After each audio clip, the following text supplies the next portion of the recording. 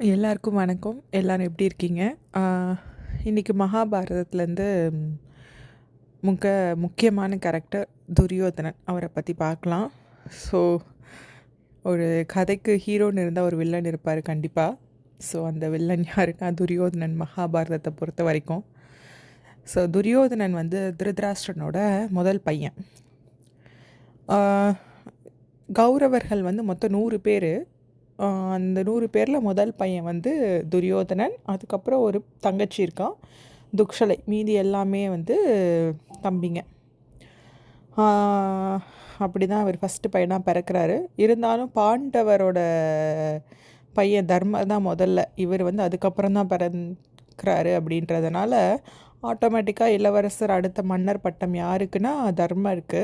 So அதனாலேயும் கூட துரியோதனன் அவர்களோட தம்பிகள் கௌரவர்களுக்கு வந்து பாண்டவர்கள் கண்டாலே பிடிக்காது.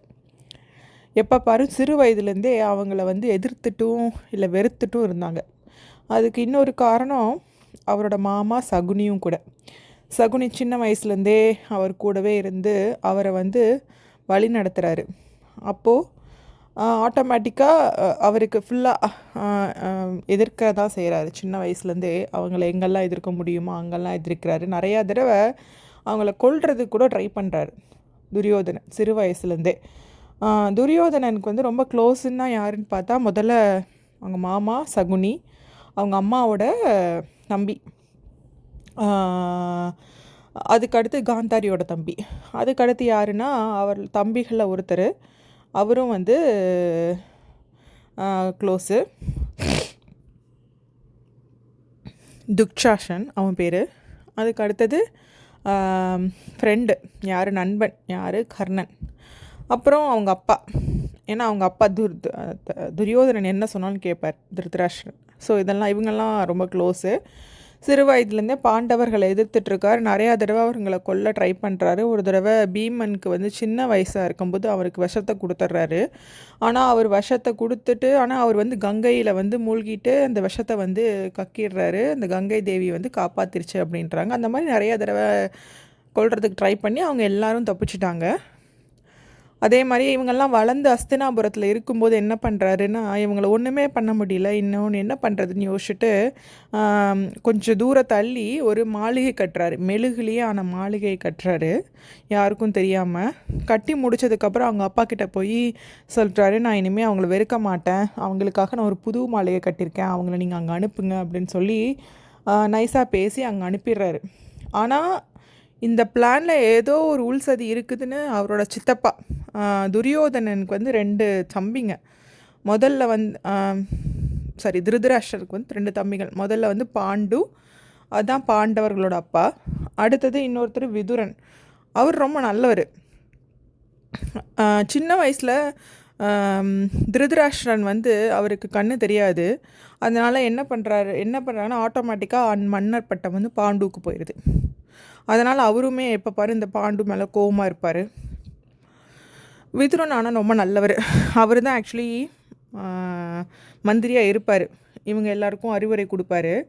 அவர் வந்து குந்தியையும் பாண்டவர்களையும் கூப்பிட்டு அறிவுரை சொல்கிறாரு. எனக்கு என்னமோ சந்தேகமாக இருக்குது, நீங்கள் அந்த மாளிகையில் இருக்கிற வரைக்கும் ஒருத்தரும் கண்காணிச்சிக்கிட்டே இருங்க. ஏதாவது தவறு நடக்குது, சுற்றியும் நடக்குதுன்ற மாதிரி உங்களுக்கு தெரியும் போது அதில் ஒரு சுரங்க வழி இருக்குது, அது எனக்கு தெரியும், அதை நான் சொல்கிறேன், அதை நினைவில் வச்சுட்டு அது வழியாக தப்பிச்சு வெளியே போயிருங்க அப்படின்ற மாதிரி அவர் சொல்கிறாரு.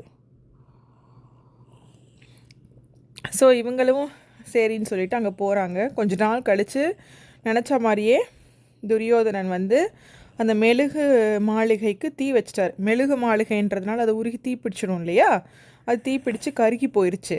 அப்போ அதில் வந்து என்ன பண்ணுறாங்க, இவங்களுக்கு தெரிஞ்சு போய் சுரங்க வழியாக தப்பிச்சுட்டு வந்துட்டாங்க. ஆனால் உள்ளே வேறு யாரோ செத்து போயிட்டாங்க. பாண்டவர்கள் தான் செத்து போயிட்டாங்க. அதே மாதிரி ஒரு 5 அண்ணன் தம்பிங்க, குந்தி மாதிரி ஒரு பொண்ணு இருக்கிறத பார்த்து, அவங்க அம்மா தாயார் இருக்கிறத பார்த்து, சரி இவங்கெல்லாம் செத்து போயிட்டாங்கன்னு போய் சொன்ன உடனே துரியோதனுக்கு பயங்கர சந்தோஷம், வெளியே காட்டிக்காமல் இருக்கான். ஆனால் இவங்களாம் தப்பிச்சு திரும்பவும் ஹஸ்தினாபுரம் போகல. ஏன்னா அவங்களுக்கு தெரியும் துரியோதனன் தான் பண்ணியிருக்கான், அவன் திரும்பவும் போனால் திரும்பவும் இந்த மாதிரி ஏதாவது பண்ணுவான்றதுக்காக இவங்க காட்டில் இப்போ மறைஞ்சு வாழ்கிறாங்க. விதுரன் அவருக்கு வந்து ஸ்டில் டவுட் இருக்குது, கண்டிப்பாக வந்து இவங்க இறந்துருக்க மாட்டாங்க அப்படின்னு. ஆனால் துரியோதனன் வந்து திருதராஷ்டிரன்ட்ட போய் இப்போது நச்சு பண்ணிகிட்டே இருக்கான். நீங்கள் வந்து என்ன இளவரசன் ஆக்குங்க, நான் தான் இப்போ அடுத்த மன்னன் ஏன்னா ஆட்டோமேட்டிக்காக தர்மர் தான் முதல் பையன், அவர் இல்லை. அதனால் இப்போ நான் தான் வந்து பதவிக்கு வரணும் அடுத்து அப்படின்ற மாதிரி இவர் போய் திருதராஷ்டிரனை வந்து நச்சு பண்ணிகிட்டே இருப்பான். அவர் இதோ பண்ணுறான் அதோ பண்ணுறேன்னு தள்ளி தள்ளி போட்டு ரொம்ப நாள் ஆயிடுச்சு. அவருக்கு இனிமேல் சந்தேகம், இனிமேல் எங்கே பாண்டவர்கள் உயிரோடு இருந்திருந்தால் இந்நேரம் வந்திருப்பாங்க, இல்லைனா அவங்கள பார்த்தேன்ற செய்தியாவது கிடச்சிருக்கோம், அநேகமாக அவங்க இறந்துட்டாங்க தான் போல் அப்படின்னு சொல்லிட்டு பட்டாபிஷேகத்துக்கு ஏற்பாடு பண்ணிடுறாரு. ஆனால் அதுக்குள்ளே வந்து பாண்டவர்கள் உயிரோடு இருக்காங்க தான் தெரிஞ்சு போய் வந்துடுறாங்க. உடனே திருதராஷ்டிரன் அந்த ஈவெண்ட்டை கேன்சல் பண்ணி இவங்களெல்லாம் வரவேற்றுடுறாரு. அந்த டைமில் தான், காட்டில் இருந்த டைமில் தான் பாஞ்சாலியை வந்து கல்யாணம் பண்ணிக்கிறாரு. அர்ஜுனன் தான் ஆக்சுவலாக கல்யாணம் பண்ணிப்பார். பாஞ்சாலியோட அப்பா வந்து ஒரு போட்டி வைப்பார். என்னென்னா, ஒரு பெரிய ரொம்ப வெயிட்டான ஒரு வில்லு, அதை தூக்கி வச்சு அம்பு எய்து ஒரு தங்க மீன் இருக்கும், அதை பார்த்து கரெக்டாக எய்ம் பண்ணி அடிக்கணும். ஆனால் டேரெக்டாக பார்க்காம தண்ணியில் அதோட பிம்பம் தெரியுமா, அதை பார்த்து அந்த தங்க மீன் அடிக்கணும். அது ரொம்ப வந்து கஷ்டம்.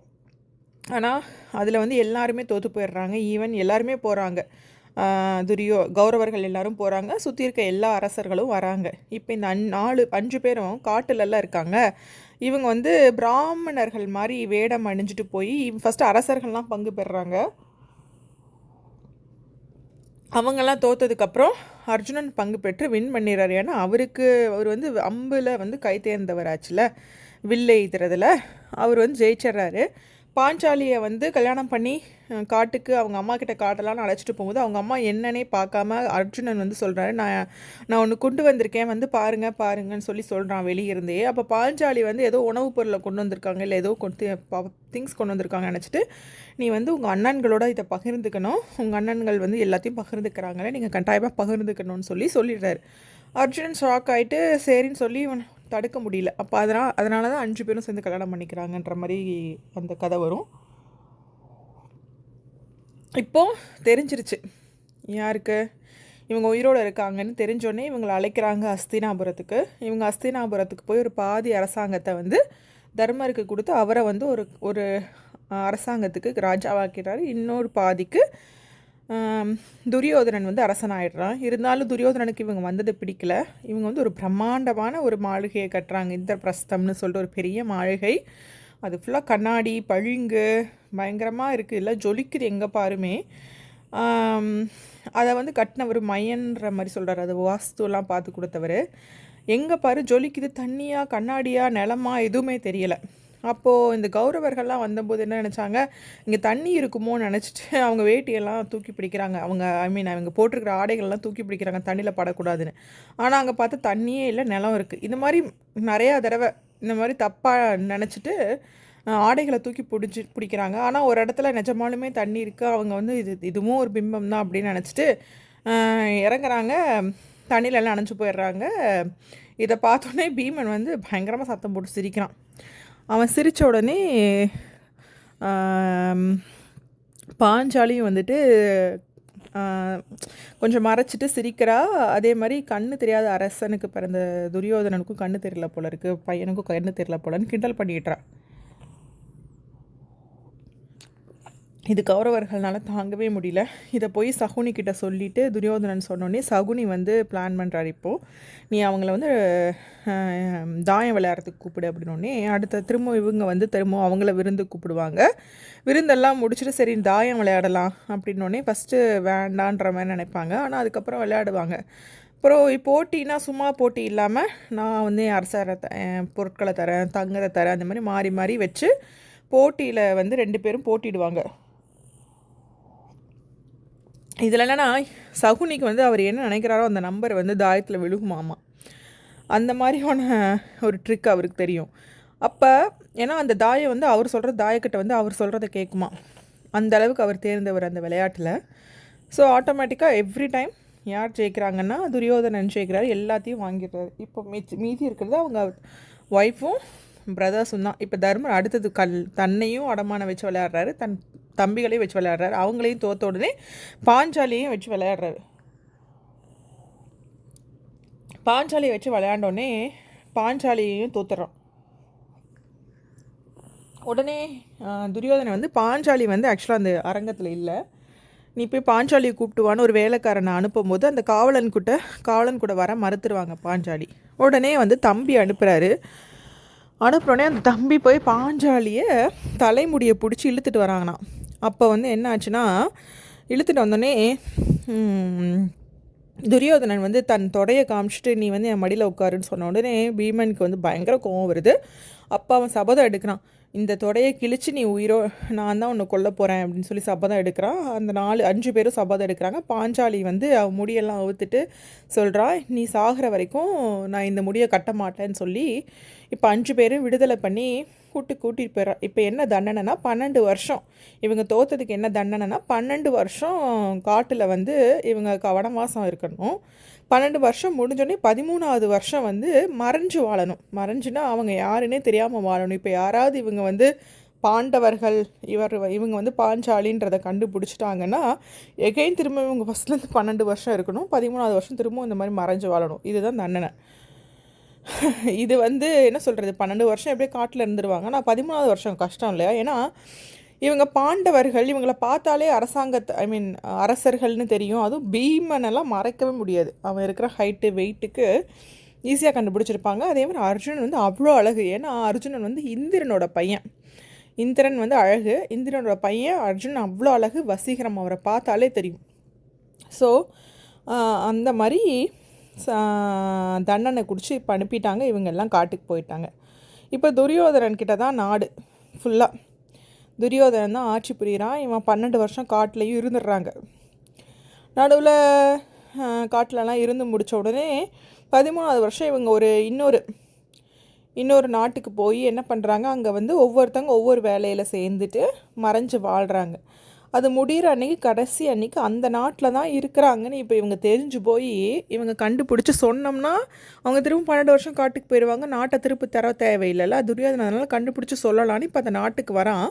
நாட்டுக்கு வரவும் அந்த நாளும் சரியாக கரெக்டாக முடிஞ்சு போயிடுச்சு. 13வது வருஷம் முடிஞ்சு போனோன்னே இப்போ 2 பேருக்கும் அந்த நாட்டுக்கும் இந்த துரியோதனன் கௌரவர்களுக்கும் சண்டை. கடைசியில் பாண்டவர்கள் ஜெயிச்சு இப்போ நாட்டை கொடுன்னு திருப்பி வந்து துரியோதனன்ட்ட கேட்குறாங்க. இப்போ துரியோதனன் தரமாட்டேன் அப்படின்னு சொல்லிடுறான். உடனே வந்து போருக்கு தயாராகலாம் அப்படின்னோடனே சரி போருக்கு முன்னாடி ஒரு வாட்டி கேட்டு பார்க்கலாம் அப்படின்னோடனே கிருஷ்ணரை வந்து தூதுக்கு அனுப்புகிறாங்க. கிருஷ்ணர் வந்து 3 அரசாங்கத்தில் பாதியை கொடுன்னு கேட்குறாரு. தரமாட்டேன்னு சொன்னோடனே சரி ஒரு 5 ஊர் கொடு, அவங்க 5 ஊரில் ஆளுக்கு ஒரு ஊர் எடுத்துகிட்டு அரசாளட்டும் அப்படின்றாரு. இல்லை சரி பாதி 5 ஊராவது இல்லை 1 ஊராவது தான், அந்த மாதிரி இறங்கி வந்துகிட்டே இருக்கார். எதுவுமே தரமாட்டேன், நான் போருக்கு தயாருன்னு சொல்லிடுறாரு. இப்போ இவங்களும் போருக்கு வந்து தயாராகிறாங்க. இப்போ அவங்களும் போருக்கு தயாராகிறாங்க. இப்போ ஒவ்வொருத்தங்களும் இப்போ அவங்களோட சப்போர்ட்டஸை சேர்க்கணும் இல்லையா? இப்போ இவங்க மட்டும் போர் வந்து பண்ண முடியாது. இப்போ வந்து 2 பேருக்கும் போர் நடக்கணும்னா 2 பேருக்கும் டீம் வேணும், வீரர்கள் வேணும். இப்போ அவங்கவுங்களுக்கு யார் யார் சப்போர்ட் பண்ணுறாங்கன்னு தெரிஞ்சு போய் சப்போர்ட்டுக்கு ஆட்களை சேர்க்குறாங்க. இப்போ கிருஷ்ணனை சேர்த்துக்கணும். கிருஷ்ணருக்கு ஒரு படை இருக்குது, பெரிய கடல் அளவான படை. இப்போது கிருஷ்ணன்கிட்ட வந்து படையை கேட்கலாம் அப்படின்னு சொல்லிட்டு துரியோதனனும் அர்ஜுனனும் 2 பேரும் வராங்க. இப்போ என்ன பண்ணுறாரு, துரியோதனன் வந்து தலைக்கு பின்னாடி உட்காந்துட்டார். அர்ஜுனன் வந்து கால் கீழே உட்காந்துருக்கார். துரியோதனன் தூங்கிட்டு இருக்கார். டிஸ்டர்ப் பண்ணல. சரி எந்திரிக்கும்போது கிருஷ்ணருக்கு வந்து தெரிஞ்சிருச்சு இவங்க வந்துட்டாங்க அப்படின்ட்டு. இருந்தாலும் என்ன பண்ணுறாருன்னா வெயிட் பண்ணிவிட்டு அர்ஜுனன் வந்ததுக்கப்புறம் பொறுமையாக கண்ணை திறந்து ஃபஸ்ட்டு அர்ஜுனனை பார்த்த உடனே என்ன சொல்லிட்டாரு, நான் உனக்கு என்ன வேணும் சொல்லு அப்படின்னோடனே துரியோதனை பார்த்துட்டு நீயும் வந்திருக்கியா, சரி நான் அர்ஜுனன்ட்ட ஃபஸ்ட்டு வாக்கு கொடுத்துட்டேன், அதனால் அர்ஜுனன் சொல்லட்டும் அப்படின்றார். ஏன்னா கிருஷ்ணருக்கு தெரியும் அர்ஜுனன் வந்து வந்திருக்காரு அப்படின்னு சொல்லிட்டு. சரி அர்ஜுனனுக்கு ஃபஸ்ட்டு கொடுத்துடலாம் அப்படின்ட்டு கிருஷ்ணர் சொல்கிறாரு. ஒரு பக்கம் நான், இன்னொரு பக்கம் என்னோடய ஃபுல் அணியும் படையும் ஒரு பக்கம், நீ வந்து யாரை வேணால் தேர்ந்தெடுக்கலான்னொடனே எனக்கு வந்து நீ தான் வேணும் அப்படின்னு சொல்லி அர்ஜுனன் வந்து கிருஷ்ணரை தேர்ந்தெடுத்துறாரு. ஏன்னா கிருஷ்ணர் சொல்லிடுறாரு, நான் வந்து என் அணியை கொடுத்துட்டேன்னா நான் வந்து ஆயுதங்களை ஏந்தி போர் புரிய மாட்டேன் அப்படின்னு சொல்லிடுறாரு. இருந்தாலும் நீ தான் வேணும் கிருஷ்ணான்னு எடுத்துக்கிறாரு. துரியோதனுக்கு ஒரே குஷி ஆயிடுச்சு. ஏன்னா அவ்வளோ பெரிய கிருஷ்ணரோட படை அது முழுக்க இப்போ வந்து யாருக்கு, துரியோதனன்ட்டே ஒரு வார்த்தை கேட்குறாரு, உனக்கு என்ன ஓகே வேணும்னே எனக்கு ஓகே தான் அப்படின்னு சொல்லி படையை பிரித்து இவங்க 2 பேரும் போருக்கு தயாராகிறாங்க. முதல்ல பீஷ்மரை இந்த படைக்கு தளபதியாக ஆக்கிட்டு கௌரவர்கள் சைடு தளபதி வந்து பீஷ்மர், அந்த சைடு வந்து இருக்காங்க. அந்த சைடு அந்த சைடு ஒரு சின்ன கொஞ்சம் படை வந்து இவங்களை கம்பேர் பண்ணும்போது கொஞ்சம் சின்னது 7 சேனைகள் தான் இருக்குது. இந்த பக்கம் 11 சேனைகள் இருக்குது. ஸோ ஆட்டோமேட்டிக்காக இவங்களுக்கு தான் பலம் ஜாஸ்தி. போட்டிக்கு தயாராகி போர் நடக்க ஆரம்பித்த உடனே போர் போகுது. முக்கியமான ஆட்கள்லாம் ஒவ்வொருத்தராக சாகுறாங்க.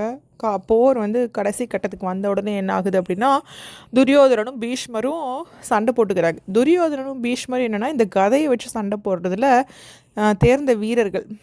இவங்க 2 பேருக்கும் குரு யாருன்னா கிருஷ்ணாவோட அண்ணா பலராமர் தான் இவரோட குரு. கதையில் வந்துட்டு தோளுக்கு இடுப்புக்கு கீழே அடிக்கக்கூடாது கதையை வச்சு. அதில் ரூல்ஸ் இருக்கும் இல்லையா, அந்த ரூல்ஸில் அது ஒரு ரூலு. இப்போ இவங்க 2 பேருக்கும் பயங்கரமாக சண்டை நடக்குது. ஆனால் தோத்துட்டே வராரு துரியோதனன். அப்போது இவர் வேறு ப்ராமிஸ் பண்ணியிருக்காரு, இப்போ தொடையை கிழித்து இவரை தோக்கடிச்சிட்டாரு. உடனே இவர் வந்து இது பண்ணுறாரு, பலராமனை கூப்பிட்டு இந்த மாதிரி சொல்கிறார், நியாயமே இல்லை, இவன் வந்து என் தொடையை கிழிச்சிட்டான், இதை வச்சு வந்து இடுப்புக்கு கீழே போட்டியிடக்கூடாது அப்படின்னு சொன்ன உடனே பலராமன் வந்து பீமனுக்கு கேட்குறான். ஆனால் அப்போ உடனே கிருஷ்ணா சொல்கிறாரு பலராமன் கிட்ட, இதுக்கு முன்னாடி எவ்வளவோ விஷயங்களில் அக்கிரமம் நடந்திருக்கு, அதர்மம் நடந்திருக்கு, அப்போ எல்லாம் பண்ணது எல்லாம் துரியோதனன் தான்.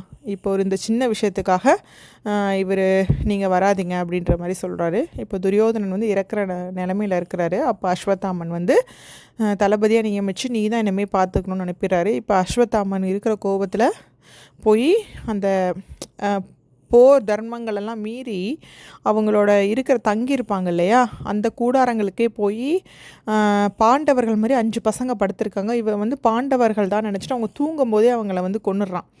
ஆனால் அதுக்கப்புறம் தான் தெரியுது அது பாண்டவர்களுக்கும் பாஞ்சாலிக்கும் பிறந்த 5 குழந்தைங்க, 5 பசங்களையும் கொண்டுறான். அதுக்கப்புறம் அந்த மாதிரி நிறைய பேரை கொன்னிட்டு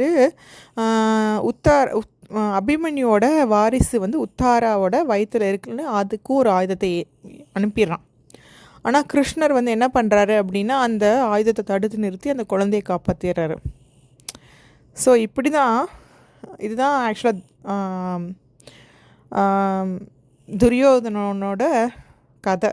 இது நடுவில் நான் கர்ணனை பற்றி சொல்ல மறந்துட்டேன். கர்ணன் வந்து அரசர் கிடையாது, அவர் வந்து போட்டியிட முடியாது. நிறைய இடங்களில் அவரை வந்து அவமானப்படுத்தும் போது துரியோதனன் வந்து அவரை வந்து அங்கத்து அரசனாக நியமித்து, இவர் என்னோட உற்ற நண்பன், அங்கத்து அரசன், இனிமே வந்து இவர் வந்து குதிரை ஓட்டுறவரோட பையன் கிடையாது அப்படின்னு சொல்லி அவருக்கு ஒரு பெரிய அங்கீகாரத்தை கொடுக்குறாரு. அதனால் கர்ணன் வந்து எப்போவுமே துரியோதனன், ஏன்னா அவருக்கு ஹெல்ப் தேவைப்படணுன்ற நேரத்தில் யாருமே கொடுக்கல அவரை தவிர. ஸோ அதனால் கடைசி காலத்தில் போர் டைமில் வந்து அவருக்கு தெரியுது நான் வந்து பாண்டவர்களோட அண்ணா, குந்தியோட முதல் பையனு, இருந்தாலும் அந்த நட்புக்கு மரியாதை கொடுத்து அவர் துரியோதனன் சைடில் இருந்து சாகிறாரு. இவ்வளோ கெட்டவனாக இருந்தாலும் கூட அந்த விஷயத்தில் அவர் ரொம்ப நல்லவனாக இருக்கிறாரு, நண்பன் விஷயத்தில். இதுதான் துரியோதனனோட பார்ட்டு. நம்ம நாளைக்கு வேறு ஒரு தங்களை பற்றி பார்க்கலாம். நன்றி, வணக்கம்.